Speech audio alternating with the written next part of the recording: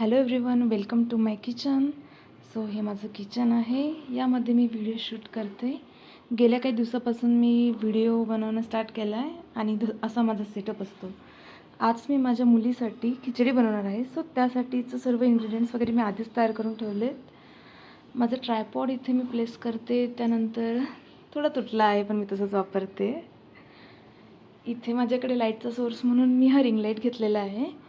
तसं माझ्याकडे या रूममध्ये एक लाईट आहे, पण मी तरी हा रिंग लाईट वापरते कारण की इथे प्रॉपर लाईट येण्यासाठी.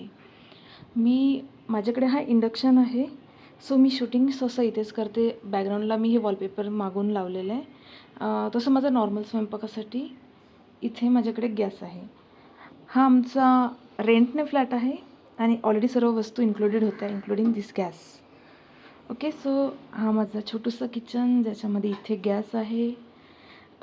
कपबशी मी इथे ठेवते. चपाती भाजण्यासाठी मी हे वापरते, हाताला चिटका लागतो म्हणून. त्यानंतर काही महत्त्वाचे इन्ग्रेडियंट्स इथे ठेवलेले आहेत. स्वयंपाकासाठीचं पाणी मी इथं भरून ठेवते. माझी 1 वर्षाची मुलगी आहे, सो तिला मी बॉटल यूज करते. बॉटल मी सध्या धुवून ठेवल्या आहेत, पण त्यांना उकळवायचे बाकी आहेत. मी प्रत्येक यूजनंतर बॉटल उकळवून मगच त्याच्यात दूध भरून देत असते तिला.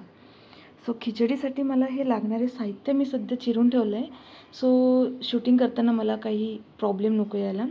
इथे मी चिरलेला कांदा घेतला आहे, टोमॅटो घेतला आहे, इथे बटाटा घेतला आहे मी, कोथिंबीर, इथे डाळ आणि तांदूळ. मुगाची डाळ मी वापरते खिचडीसाठी. मसाल्यांमध्ये मी फक्त जिरं आणि हळदच वापरणार आहे आणि मीठ टाकणार चवीपुरता. मी सर्व स्वयंपाक आमचा आणि माझ्या मुलीचासुद्धा स्टेनलेस स्टीलवरच करत असते. माझा कुकरही मी तसाच घेतलेला आहे. So that's it. माझे व्हिडिओ तुम्हाला आवडत असतील तर नक्की बघा.